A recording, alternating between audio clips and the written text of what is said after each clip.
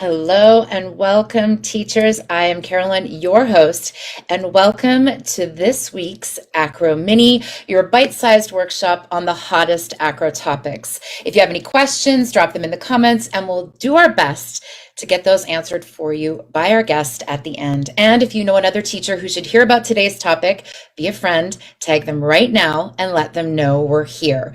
Because today we are thrilled to bring you a very special presentation with guest Cara Dixon, co-founder of Relative Motion. Originally from Virginia Beach, she trained at Denise Wall's Dance Energy, performed globally with Cirque du Soleil, and established her own New York City contemporary dance company. Featured in commercials, Cara has a BA in dance, a 200-hour RTT yoga certification, and expertise in injury prevention. Currently in Virginia, she raises 3 boys while traveling worldwide to teach and choreograph for studios and companies. Cara's passion lies in the positive impact Relative Motion has on the dance community. We're thrilled to have her here. Welcome, Cara. Hi, good morning. Good morning. Welcome to you. Thank you so much for being here, which I would assume, Cara, it is a busy week for everyone, but having you here is amazing. I'm so excited. Yeah, what a fun holiday week and a great way to kind of bounce back from Christmas and all the chaos. So we're excited to be back in the studio and thanks for having me. We are thrilled, as I said, and I know that you have some exciting things to share with us today, so I won't take up that time, but I want to remind teachers after Cara's presentation to please stick around. We've got an exciting announcement and things to talk about you won't want to miss. So Cara, take it away. All right, you guys. So we're going to talk today about technique training that can be cross-functional. So things that we can integrate into our technique training that will go through multiple different technical elements of acro. And today our focus is going to be arabesque lines. Now, a lot of times dancers can be very proficient, maybe in a turned out arabesque line or parallel, or maybe they struggle with one or the other. So our goal for today is to really help dancers to understand like that full extension turned out and that full rotation parallel so that we're really strong in both positions. Now, a lot of times dancers might train a lot turned out, and so they often go between a parallel placement and a turned out placement, and their neutral ends up being somewhere in between. And then we often see dancers maybe in an arabesque line, not completely turned out, not completely parallel, but somewhere in that neutral position. So our goal for today is to allow our dancers to work a full rotation between externally rotated and internally rotated so that we can make that parallel placement for arabesque incredibly strong. So today I have 2 really awesome assistants. I have Liv and I have Caroline, and they're going to be helping demonstrate our exercises. Now, our goal at Relative Motion is to make everything visual, everything measurable, and making sure that dancers have aha moments in every single class. So we have our dancers wearing the Relative Motion apparel, and while I won't jump into like all the panels of it, we are going to focus on 2 specific points on this apparel. So for today, we're going to focus on our hip points, our purple-green connector points. We're going to make sure that the dancers' hips are really focused on staying square the entire class. And turning to the side, we're going to focus on this mesh panel down the side. Now, this mesh panel is our IT band, but today we're just going to use it as a measurement to make sure that our dancers are extremely parallel when we're in those parallel placements. So if Liv was even slightly turned out on the sled, she would reach to the side and feel more of that purple panel and know instantly that she's not fully in her parallel extension. So she'll reach to the side. If she feels complete mesh on the side, she can check herself and know measurably that she's in the right position. So everything today is going to be very measurable and very color cute. All right, we're going to start our dancers laying prone. So they're going to be on their belly. Their head is going to be planted on top of their stacked hands. Awesome. Now, just as a warm up, and we're going to develop each exercise to get larger and larger and more integrated as we go. But as we're building arabesque, just think of how many acro skills go in and out of arabesque, and knowing that the strength here can cross over to so many different things. So we're going to start in this position with our dancers. We're going to think about this glute panel of the hamstring reaching far out of that heel. So she's going to feel that leg that we're working elongated fully. Now, they're both going to be working with their right leg. They're going to extend out, and they're going to hover that leg off the floor. Awesome. Now from here, they should feel the blue panel, the hamstring fire up. They're gonna lift just 2 inches higher. And we really wanna make sure the mesh panel's on the side and the hip joints are flat to the floor. Awesome. Now, the first thing we're gonna have our dancers do is go into an internally rotating position. So the blue panel is gonna start to rotate towards the front. Then we're gonna rotate parallel, so the blue panel's towards the ceiling, the mesh is facing forward. Then we're gonna go into an external rotation, so now the purple panel is gonna face the front. And back to a parallel position. Awesome, and then lower that leg. Now, your dancers are gonna feel, especially in that parallel position, the blue panel is firing up so much. So we're gonna keep developing that throughout the class. We just want them to really feel that in this position because when they're on the floor, there's very little that they can do to like really tweak their alignment, right? And they can really measure their hips are square. So now they're gonna go into that same placement, so brushing off the floor to its highest extension, keeping the hips square. Nice. And your dancers are going to do 4 to 8 pulses toward the ceiling. Now I'm only going to have my dancers do 4 pulses straight to the ceiling. 4, 3, 2, 1. Then we're going to have them internally rotate. Now, if you don't work a lot of internal rotation, this might be very tiny. That's okay. We're going to build it. Then 4, 3, 2, 1. Bringing them back parallel. 4, 3, 2, 1. Now externally rotate. It's so tiny. And 4, 3, 2, 1. Bring it back parallel. Reach it out even farther and draw the leg down. That's a great warm-up to just get the hamstrings going and know if we're in that proper alignment right from the beginning. Now, if in this early exercise, your dancers are talking about their lower back feeling pain, encourage them to take their core and draw the belly button towards the ceiling. So we always encourage our dancers to draw the black panel towards their spine, but have them draw the belly button towards the ceiling. Now, depending on the shape of your dancer, they might not actually get the belly button off the floor, but that energy of the belly button is going to consistently be lifting. So from here, we're going to bring our dancers into a tabletop position. So palms directly under the shoulders. We're going to reach the same leg back. So reaching that right leg back to a parallel tango on the floor. Nice. And now using that blue panel, they're going to sweep their leg up to a 90-degree angle. Now, here's where you can start to see your dancers arch their spine. And one really important part of acro is there is a lot of hypermobility in the back. So really having the core strength protects the back. So consistently connecting into that core strength. Now from here, square leg, perfect. Yes. Now from here, they're going to go internally rotated. So you're going to see their blue panel start to shift towards you. And parallel mesh panel down the side. Externally rotated. Purple panel rotating forward. Good, and parallel, shifting it back. Now, we're gonna have our dancers tap and bottom up. So tap, bottom up, good, and externally rotate. Good, tap, and bottom up. Good, back to parallel. Tap, and bottom up. And the last one might be a little bit lower. Yes, internally rotate, tap, and bottom up. Good, and now bring it back to parallel. Now shake that out for a second. You can also, with your dancers, have them do the pulses they do on the floor in this position. So consistently, you can add that development into your exercises from just smaller movement, maybe 4 pulses in each direction, maybe adding up to 8 pulses. All right, now they're going to go back to that tabletop position. And they're going to tap now the supporting leg, the toes of the supporting leg. And they're going to reach that tummy line back again. Good. Brush it up to their arabesque. Awesome. Now from here, small, internally rotate. Yes, keeping the hip points. Now this is going to be a little less stable. Parallel, keeping the hip points nice and square. Awesome. And externally rotate. And parallel, seeing the match. Good. Now tap and bump. Good. Externally rotate.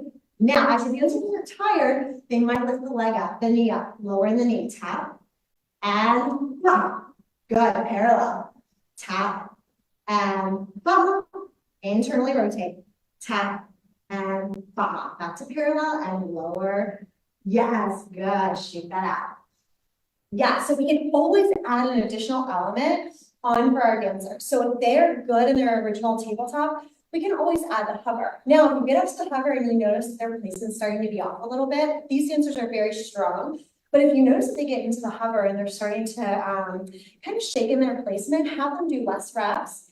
And if any time they get out of the proper alignment, have them come out of it altogether, because we're building muscle memory no matter where we are. So we always want to make sure we're building muscle memory in the proper alignment, even if that means taking breaks, going slow, doing less reps. All right, dancers, going into our plank. All right, now we're going to hover that same right leg. Stretch, nice. Now this is going to be even more difficult to keep the hip point square. Internally rotate and parallel. Nice. And externally rotate and parallel. This is a good spot to either do the taps with the bottoms or to do little pulses in that position. They can plant the feet back down and lower the knees.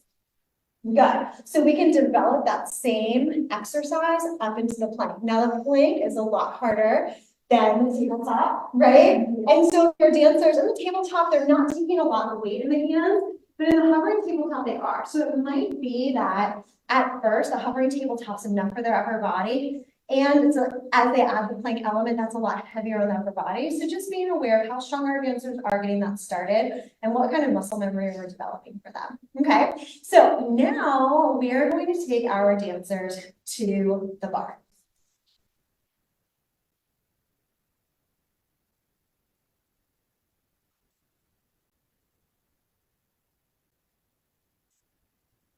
Okay, great. All right, so we're going to take our dancers to the bar. They're going to begin close enough that they can kind of hold, almost like their forearms can be close to the bar, because we are going to be rotating. If they start with just the fingertips on the bar, they might actually lose the ability to reach the bar. So just as if the forearms are on the bar, but now it's the fingertips. Okay, now we're going to reach the front leg back to the tongue parallel. Before we hover the leg up to arabesque, I want us to really check that mesh panel's on the side and the hip points are square to the floor. Now from here, we'll rush that leg up to a parallel arabesque. Our goal for our dancers constantly is that belly button towards the spine and those square hips. Awesome. Great. Now from here, we're going into an internal rotation. So I want the dancer to think about the mesh panel reaching towards the floor, and they're going to go towards that supporting leg. So both legs are internally rotated and putting it down to tap out it. Then they're going to bring it back up and find that parallel placement again. Now, just turning out the working leg, so keeping the hips square to the floor, we're going to turn out the working leg, and now they're going to start to rotate until this supporting leg is their turned out leg. Now, keep the dancer so that they're stabilizing the turnout from the top of the leg. We don't want this knee to start to transfer with the body. So however far they can go with this continuously stable, then we're going to bring it back to parallel. Awesome. And then from there, you would repeat going into that internal rotation. So yeah, doing that about 4 times. Now you can do the same exercise with the dancer's bodies completely up, but start with the dancer's bodies flat so they can just really focus on the hip navigation and the external rotation from the top of the leg. From there, we're going to go into facing the bar, parallel passing that front leg. Awesome. Now press to a high row leg. Great. And now what I want to think about doing is drawing the green panel up towards the black panel so that our dancers, we might see that they're swaying in the back. If we draw the green panel up, we can get a nice strong back and solid core here. Awesome. Now, without cutting that arch in the back, we want to come into our parallel attitude. Good. Awesome. Yes, now keep the mesh panel down the side. Try to get the hip point closer to the back. Yes, press your highest belly. Beautiful. Now from here, they're going to rotate both legs into turn out. So they're finding that turned out attitude. Nice. Seeing all the purple panel like we had talked about on the floor. Fully extend into that turned out arabesque. Good. Keeping the hip points nice and square. Now from here, they're going to try to maintain that tight of the leg. Go back to a parallel arabesque with a parallel supporting leg. Good. Lifting up from that blue panel like we did on the floor. Awesome. Back to that parallel attitude. There we go. Awesome. And you've seen that blue panel to sweep through. Bringing it back up to top side. Yes. Awesome. And down. Good. So now that will help our dancers develop from just a simple floor exercise all the way through to doing full battements. Now, you can easily take some of these exercises after they've done in the bar, bring them center, and even start to make them traveling exercises across the floor until we're integrating them into your acro technique. But this is a great starting point for feeling the placement on the floor and then continuously developing it until they have that responsibility of being completely center, barless, using their core and fully engaging for acro. So let me know if you have any questions. I just mic drop moment, Cara. That was incredible to watch the progressions. Liv and Caroline, so incredibly strong. Obviously, yes, on point, on form, just gorgeous to watch. So thank you so much for taking us through the progressions there. And so I commented because, yes, we believe strongly at Acrobatic Arts in progressions and loved. Yes, sorry. And also the conversation around developing that muscle memory. Yes, Yeah. absolutely. Because a lot of times what we see in dancers and these big elements, we're also seeing them in the tondo, right? And so sometimes we skip past some of the foundational training because the dancers want the bigger elements and we want but those tondos can integrate right into the arabesque. They can integrate right into those huge elements. And so it's never a waste to show those foundations as they build into what is the great stuff that we see, right? Yeah. So exactly, and I'm watching the dancers too, and I can see that internal mirror. I mean, what you're developing with the focus on the panels and alignment, it seems to feed right back into their own understanding of what's happening, and it seems like they're very obviously strong, but also that, like you said, that muscle memory, but internally in their mind, they understand, and they can track what's occurring internally as well. Yeah, and it's funny, it's probably hard to see from far away. They're such strong dancers, and even like doing a few reps, like they're shaking. And so I always want to say, like, even if an exercise looks really easy, see each dancer for themselves. So like you might get a dancer in class and think, oh, this is a pretty easy thing. And then as soon as they start, they're losing that placement and they're building the muscle memory in whatever place they're practicing, right? And so the cool thing about the apparel in these dancers and just seeing it is that they can personally measure, okay, where am I supposed to be? And then like, even with keeping their hips square, like maybe a dancer does start in the hips open, but by the end of the class, that's a big win, right? And so for us as teachers, we're like, wow, we can celebrate that because we can see it. And the dancer for themselves is like, oh, I can measure that. Right? So they can celebrate it. And so it's all about finding these moments of curiosity for the dancer so that they feel encouraged each and every class, right? So they're like going away like, oh, I learned, either they accomplished something or they learned something new about themselves. And that's our goal, is like either learn something totally new about yourself in this process or find an aha moment where you actually accomplish something you were working for. And so our goal is to make sure that we nurture that in every exercise in every class. Well, I think our acrobatic arts community would definitely applaud that because that's such an important part of our philosophy, which is why I think it's such a great fit working with you, because progressions is everything to us, and celebrating those progressions along the way as we move towards the bigger picture is so incredibly powerful. So we were talking before we went live, and we talked about that idea around, finding those aha moments and finding those wins. I know you're so deeply passionate about this. So tell us a little bit more about why technique is so very important to you and why you've kind of taken that and ran with it. Yeah, well, not only is technique really important for the dancers in their training, but technique itself is the catalyst for dancers learning so many things about themselves, whether they become dancers or not. So technique will be their work ethic. It'll be their discipline. It'll be setting goals and achieving them. And that's a big thing for us is like, we want the dancers to set the goal. And by the end of the class, we want them to achieve it.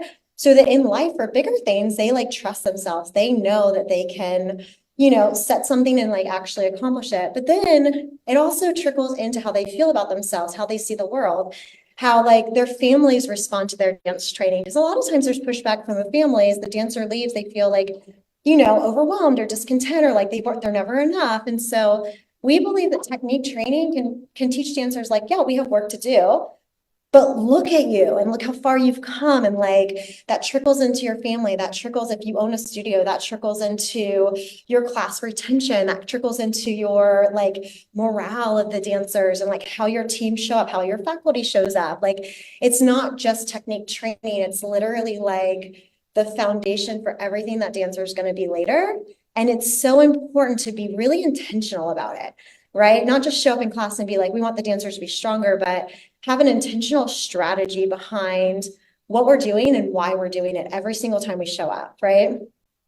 I love that. And I see what you're saying. I think it's really powerful, that conversation about it not only just being about what's happening with the dancer, which is, fundamental, but that it trickles into all aspects of the culture and the community at the studio. It's super powerful. I love this. Now, I know we have some teachers watching today. Teachers, if you have any questions, we have Cara right here. I always say when you have the expert in front of you, it's a great opportunity to ask any questions that you may have. So we'll wait and see if any questions come up. Cara, in the meantime, how can people, teachers who are watching, get involved with you at this point? I know we're going to talk a little bit about what you've got coming up. Oh, yeah, absolutely. So this week, we're so excited because we're launching free classes. They're not in the studio. They're free master classes for teachers where we just talk about tangible takeaways that you can throw into your classroom right away.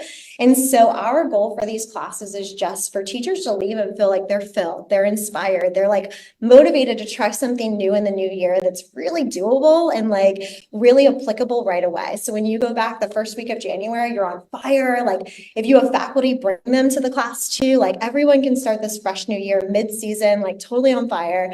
And that's our goal, is just for you to show up for our, 1 hour event and get these takeaways that will reignite us for a new year, right? So that's what we have coming up. We're super pumped about it. I love that. So this is an opportunity to get online, grab your coffee, your notepad, get on Zoom and sit and work and listen and yes, be inspired for what's coming for 2024. Teachers, this is a great time to do it when things are a little bit, I know studio owners and teachers, it's never a dull moment, but this would be a great opportunity to just set the stage for what's coming in 2024 and see what the possibilities are and regroup that mindset around technique. Just a second here, Cara, if somebody does have a quick question. Talia just jumped on. She said she's hopped on late, but maybe could you just regroup on the pant? She's asking if it's a pant for alignment, but the leggings. Do you want to talk about those again? Absolutely. Yeah. So I'll pull you up. Yeah. So we in our company, we believe that most dancers are very visual learners, and so the more that we can make our cueing completely clear, and also the anatomy is complex, so the more we can simplify it and make it like clear and obvious what we want the dancers to do with their body, the more likely they are to really achieve higher levels of technique.